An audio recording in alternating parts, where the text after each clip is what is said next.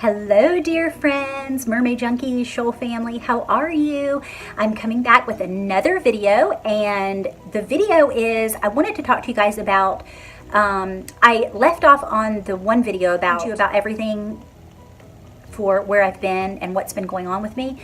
And so I wanted to talk to you about the situation where I was telling you that I had a huge eye-opening experience, and that was with the situation with my dad and with that truck, and like how that all came to be and what transpired and what I learned from that experience, because I think that it would be valuable information for you, because I think that everyone goes through this kind of thing in their life. It might depend, it might not be a truck, or it might not be the situation the way exactly it happened in my life that it will happen in or has happened in your life. But I bet you that you could take and pull some different tips and tricks and different things that I have come to recognize about myself and about the situation and about life in general, interpersonal relationships. And so I wanted to share it with you. Now, so if you guys don't know, let me just like bring you up to date about it. In 2016, I was engaged to Jeffrey, and we were going to get married we got married in July, and had manifested. My dad had this truck for years and years or whatever, and it's a really cool truck. Anyway, I had done a job for some celebrities, and I had borrowed my dad's truck when I was at the time still living with my parents. I was couch surfing. And this was right after my divorce was finalized. And I had said, Dad, could I borrow your truck? Because I was doing this job for this celebrity, and I needed to haul my ladders and everything. Well, anyway, I just kind of, in my mind, I had done my vision board, and I was like, you know what? I'm going to manifest this truck. I want this truck. And that was the only thing I ever said. Well, like 2 weeks later, my dad gives me the truck, says you can have it. Well, he basically gave it to Jeffrey and said, oh, you can have it or whatever. And so there was a bunch of hoopla or whatever. So long story short, we fast forward to a year and like right at a year. And my dad calls me and tells me that he wants the truck back. And I was thinking, like, what do you mean? We're about to buy tags for it for the next year, like, get it in our name and all this kind of stuff. And so, needless to say, I lost my ever-living mind and went ballistic, okay? Because that had never happened to me before. I had never experienced that with my parents. Like, even though my brothers and my mom had kind of they had kind of in so many ways, like over the years had said, like, your dad is like a bargainer. Like, he will do one thing and then he'll give things to you and then he'll take things away, and he's done it to us a lot. Well, I didn't know this because I had always lived out of town, right? I'd always been married and off and away out of the state most of the time. And so I never knew that was the experience. I had never experienced that with my dad at all, ever. And so anyway, so he wants the truck back. I finally blow up and just say, F you, I literally was totally disrespectful. I did not care. I was so angry and felt so hurt and betrayed that it like completely ruined me, like as far as me having a lot of resentment and a lot of anger towards my mom and my dad. Mostly my mom, because I felt like she was the facilitator in the matter, because she could have she's the one that handled all the bills, and she's the one that could actually have had a lot more power than she was allowing herself to portray. And so I felt like my mom was taking a victim role, and she was like backing out of something that she could have had the power to change, but she chose not to. And so that really hit me in so many ways, because it's like me, two women living in a male's world kind of thing. And so I was feeling victimized and blah, blah, blah, and all upset and everything, because I'm like, I'm the only daughter and there's 3 boys. And I feel like because, that I'm a girl, that I'm supposed to act differently and all this kind of stuff. So anyway, I just finally just said, you know what, screw it. I'm never talking to you guys again. Take me out of the will. I don't want anything to do with you. You know what I mean? I was just pissed and angry. Like the redhead came out of me, right? The true, natural, gingerfied part of me came out, and I was as mean as a bottle of snakes.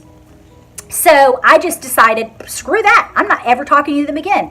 And I'll show them, you know what I mean? Like, and how many times do you guys do this? Like when you're in that heat of anger and you're not aligned, you're totally out of alignment, but it's okay, because we're all freaking get out of alignment, and it's fine. Like, God isn't sitting there judging you and like, you're a naughty girl, Raquel, you better repent. No, God's not like that. But we all get out of alignment, right? We're all talking about somebody, or there's moments in life where we're not the perfection of pristine accountability and exactly the way that we should be, or we know source expects us to be, right? Or that we know that our inner beings and the way that we are internally supposed to be. We know that. So I finally just cut my parents off. I was just like, screw y'all, I'm never talking to you again. So until about a year and 4 months or whatever, I don't remember exactly how it happened because I hadn't talked to my siblings at all either, except for my oldest brother. I would talk to him because he wasn't in that family dynamic. I think he probably understood more so me than any of my other siblings or my family. Actually, my extended family as well took my parents' side, you know, and was like, you know, why can't you be understanding? And you just need to learn to forgive. And, you know, that whole typical cliche thing that you are being boxed in by someone's belief that you need to get back in the box, Raquel, and do what you're supposed to so it's socially acceptable, right? You're being unkind, you're being prideful, you're being unchristlike, like, you name it, I got all those labels, okay? Mind you, that's not the thing that bothered me. The thing that bothered me so much was the fact that I knew that I was allowing my anger and my emotions to overtake me because I was allowing them to dictate how I was going to be happy and not happy, or you know, am I going to wish my parents a happy birthday on their birthday? Nope, screw it, I'm not doing it. You know, like it just becomes this issue of like vengeance and resentment, you know? And so I would hope you guys could understand this. So anyway, I don't know what actually transpired. But I think that there came a moment that I was like, I really wanted to figure this out for myself. And I think that's the number one thing that we need to understand, is that it's okay if it takes you 10 years to get through and move through resentment. It's okay. I think so often people want to say, oh, I forgive you, and let's move on, when we're saying one thing, but we're internally meaning another. And I never wanted to do that again, because I used to do that in my marriage, my past marriage with my ex, all of the time.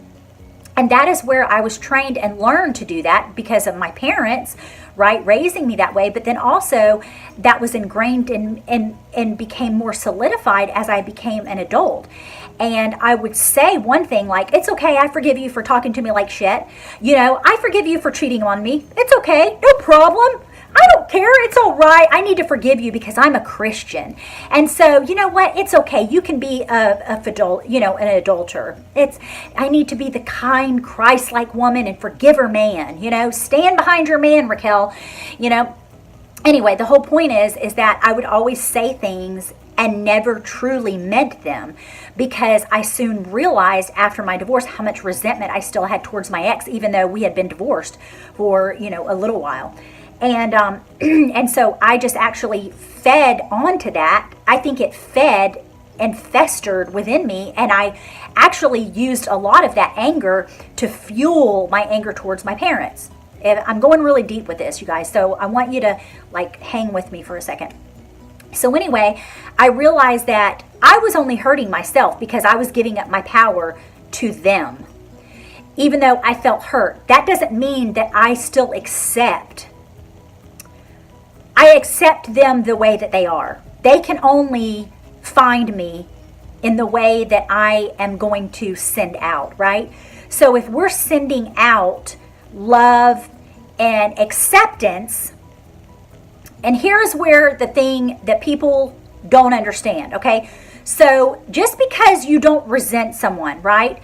And you don't hold any kind of judgment towards them, does not mean that you therefore have to go back and make like everything is fine. And I put this on my Facebook page last week, is that like, how often do people, myself included, we sweep things under the rug and we say, oh, it doesn't matter. And you just keep sweeping things under the rug and you think that they're gone because you've either left the situation, you stopped talking to that person, or you just decided in your mind that, you know what, you know, I'm wiping myself clean from you. I don't need to deal with you anymore. But what we actually do is we deal with that forever until we actually get back into alignment with ourselves. So what I was doing is sweeping it under the rug with my dad, instead of lifting up the rug, because we'll continually trip over the rug, you guys. The more you sweep under there, the more it's going to become a lump.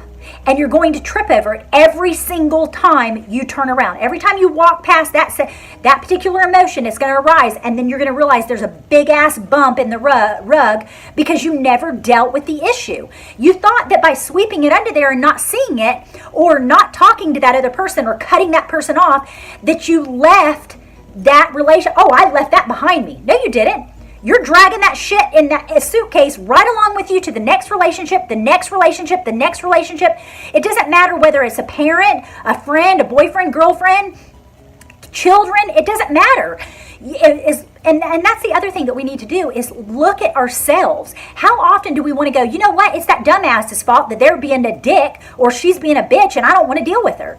How many times do we do that? And that's okay that we're doing that. I mean, I know I'll probably be the first one to say, like, on all of these channels on YouTube, like, I'm saying that it is okay for you not to judge yourself, because people are going to, when I was going through this issue with my parents, my extended family are the first ones to bark up, to bark aloud and say how much I am this and I am that, and label me, because they feel that they are taking the side of whatever. It's like, it's not about who's right and who's wrong. That's not really what it's about. What it's about is what I was lacking and feeling the lack of that I never got when I was little. I know it sounds like, oh my God, she's dragging all the shit up. But what we actually have to do is we have to pull that shit up for the moment that we want to release it. Because, like I said, you can't keep beating the drum of it because it just gets louder and louder and louder.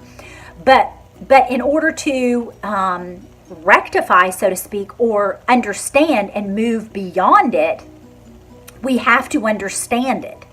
That's the most thing in life, is that people in interpersonal relationships do not understand, or they're trying to understand something on a conditional basis, when always it's about the internal things that lie beneath it, right? What I discovered, and so I'll just like put a pin in this, is that what I discovered was I wasn't going to go to my parents until I felt that I was ready to discuss it in a conversation that I felt like I was being heard. Not to make them change their mind, to give me the truck back, to make Raquel happy, and, oh, let's make Raquel happy now. Let's give her the truck and give her everything she wanted because she was a spoiled brat. So now let's give her what she wants so she won't be a spoiled brat, right? No, that's not why I was doing it. I needed to do it because I needed to understand what I was lacking, because ultimately that was what it was about. What was I lacking in that relationship that I had wanted from my mother and wanted from my father that I had never received? And so then what you have to do is, once you discover those things, you have to give them those things to yourself. You can't expect to go to that person. Now, it's wonderful if they end up coming to you and giving you those things, but most of the time, if you've already dealt with them and you've given yourself that, you don't need it from someone else anyway, because it's never really about that person. It was never about my dad or the truck or my mom. It was about me and what I was lacking and what I had never received in the relationship, right? So that's what I did. I fleshed that out. I realized for my dad, and I don't have to share this with you guys, but I want you to know through my example, and not example like, oh, I'm such a high respected example, but just the understanding of how you can actually literally, in a tactical manner, figure out these things for yourself, right? What's going on with you internally. What I did was, actually, after I realized that, I did a little bit of journaling and stuff, because I wanted to understand, like, okay, now once I know what it is, how do I go about giving myself those things, right?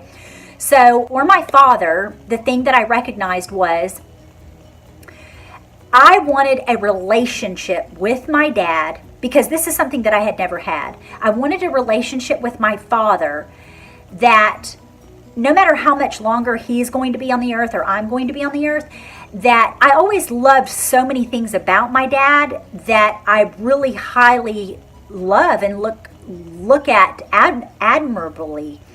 And so, and we always had such a good relationship as far as like talking about tools and, hey, Dad, let's go work on this project together. Or, hey, like he likes to do old cars and shit like that. And I love stuff like that. And so he's a very, very good listener too. My dad is a very good listener. And so I had always wanted to feel respected from my dad, because I always felt like you taking the truck was a disrespect to me. Like, don't disrespect me. And I had seen him treat my mom disrespectfully for all, especially when I was younger, in the younger years when my dad had alcoholism and, when he had his addictions and stuff. And so obviously those things will transfer even if you're not an addict. If you're a recovering addict, like, you still have those things that are happening, right? You just transfer them in other ways. And so I wanted to be respected by my dad, because I felt like that was a total blow to my ego. Like, oh, you just disrespected me because I'm a woman, right? And that's not actually what it was, but that's how I felt. And so that was validated. That's how I felt. And so I validate those feelings. So I felt disrespected, and I wanted to have an unconditional relationship with my dad. Like, I wanted to totally, if he was being a dick, and I felt like, you know what, you're totally being unfair here. And like, I don't think, like, I had always been afraid to really like confront my dad, like face to face. Like, I could do it on the phone and stuff like that, or in a letter, but to confront him one-on-one, he was always intimidating to me. And so I was like, oh, like, I just went into that little Raquel mode, like little teeny, little redheaded girl that's meek and, submissive. And so I wanted to be that way. So those were the two main things. Like, I wanted an unconditional relationship with him, and I wanted to be able to talk to him verbally, one-on-one. Like, that's the thing, is no bullshit. And I also wanted to be able to respected. Like, you're not going to disrespect me. Like, nobody's going to disrespect me. And so anyway, so that was the thing that I uncovered about my father. The thing that I uncovered about my mother, the thing that made me so angry, was over the years I'd always thought that it was my dad that was a dick, and like, oh, my poor mom. And what I discovered was that my mom, and even though she is like this, the thing that bothered me so much, which I'll share with you in a second, is that I saw that mirrored reflection of myself in my mom, and I never wanted to be that way. And that was the thing that was so concerning to me. And so what it was I felt like my mom plays the victim a lot. And like, poor me, like, I have to bear up this burden of having a husband that is very, unkind, and he does all these different things, but I'm going to be the liaison, and I'm going to be the martyr, because I'm going to make peace, and I'm going to make everything wonderful, and it's all going to be perfect, and God's going to fix everything. And thing that bothered me so deeply with that is that I used to be that exact way in my marriage with my ex. And so when my mom was showing those signs vibrationally, obviously, because I left that, remember I was telling you guys that I worked on resentment, and I had resentment for my ex and so forth, that what I was going back around to, coming full circle, is that I left that environment with the resentment because I didn't take care of that vibrationally for myself, that it reappeared and reflected from my mother. Do you see what I'm saying? We think we're going somewhere else, and it was transferred from my ex onto my mom. And that's when I started seeing that, and I was like, oh my God, it totally makes sense now. This is exactly what's happening. Like, I didn't overcome that. Like, I didn't finish fleshing that out and come to terms with it and come to peace with it and recognize where I was at fault and responsible, right? And when I say fault, and that's another thing I want to share with you guys too, is that when you recognize things about yourself, like, this is not about, I'm going to be the first person, and Abraham Hicks talks about this too as well, is that there's this whole notion like, oh, I need to ask for forgiveness because I called my dad an ass, and that's disrespectful, especially being a Southern, I grew up in a religious home when I was young, and Southern tradition on top of that. Oh my goodness. I mean, normally you would be slapped to the ground and pick your teeth up off the floor. You'd think about ever talking to your parents like that, right? So it's this whole thing about being conditioned in a certain way, which came off to my extended family, my siblings, and my parents as completely disrespectful. Oh, she's disrespectful and she has no regards for her elderlies and, all that kind of stuff. And that's not what it was ever about, because that's not my definition of what respect is. Mind you, I'm going to, most of the time, all of the time, almost always, I am respectful because I'm respectful of myself. And so that bleeds out into other relationships that are around me. Now, if I feel that I'm being disrespected, do you see what I'm saying? Like I was from my mom and my dad being disrespected, and like, it doesn't matter what you say, this is how it is. And they only see it with these, blinders on, that I'm going to be disrespectful to them no matter what because they don't see it the same way. Do you understand what I mean? Like, because they see it that way, that's the only thing that they can see. And so therefore, I need to ask for forgiveness because I was in the wrong. That means one person's wrong, one person's right. And that's not how life is. I mean, if you've practiced the law of attraction, that's not how life is. Life is not one person has to be wrong and one person gets to be right. No, everybody gets to be right, and I don't have to ask for forgiveness. And the reason that we never have to ask for forgiveness is because, you know what? God never, or source, the universe, our higher consciousness, never judges us. So if you're never judged upon in the first place, why would you ever have to ask for forgiveness for something? Source never judges you, so why would you have to go, oh, please forgive me, God? God is not sitting there going, you're a naughty girl, Raquel, and until you can get your shit straight and you can go and tell your parents that you're sorry, you're on probation. You're not going to get to live with me because you're a naughty girl.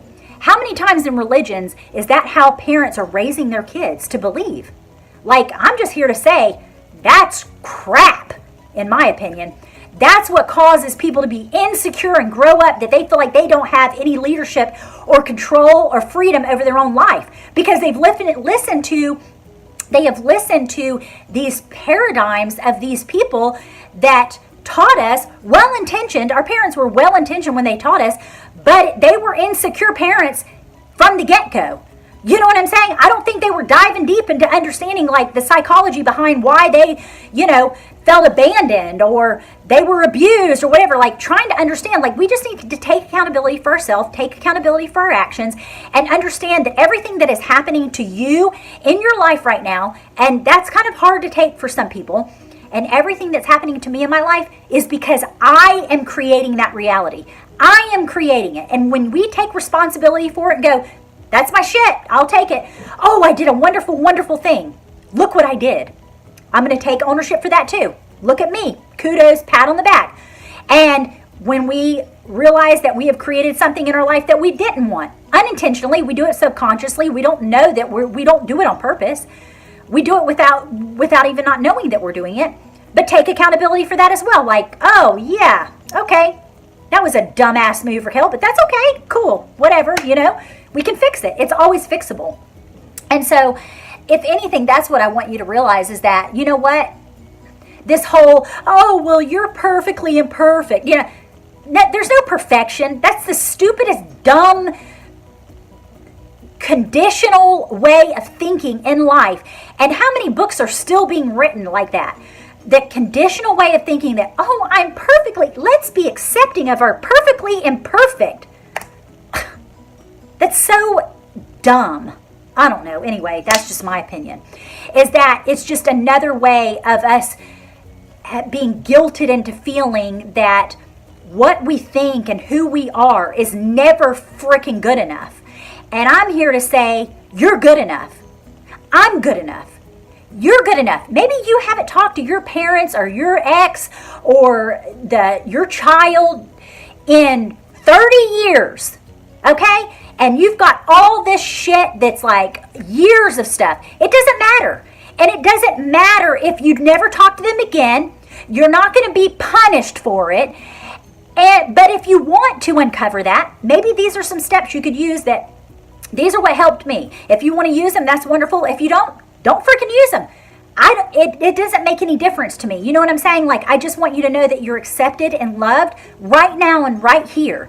Not some far off in the distance when you get all your ducks in a row, then I can love you. Because see, once again, that's based on conditions. Like, when you get your shit straight, when you call me up and you apologize for talking to me like a dog, then I'll forgive you. Then you can come back to in the well graces of me.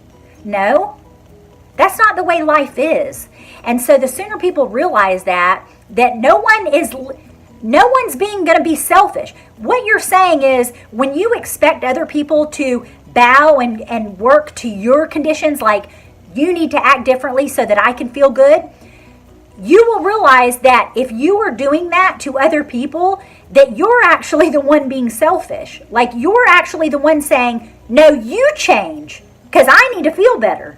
You need to change, you know? And so, I don't know, it's just kind of like a throw it in your face kind of thing of like,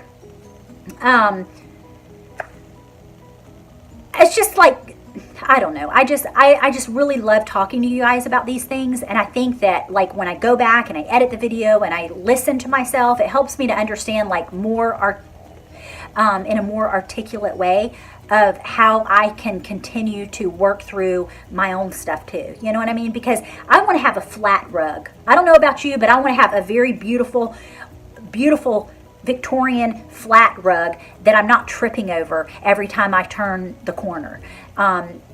In my metaphor of life, you know what I'm saying? And so I hope this served you. I hope that it helped you. Please give me a thumbs up or comment in the section below, or do both, or share it. I would so appreciate it. And if you think anybody else could use this video too, I would so appreciate you sharing it and Google Plusing it, whatever you want to do. You know, I just really feel that I want to get my message out, and this is the way that I can do this. And so, like I said, I hope you'll stay tuned for the next video. And as always, most avidly yours. Till my next swim. Ciao. I love you. Bye.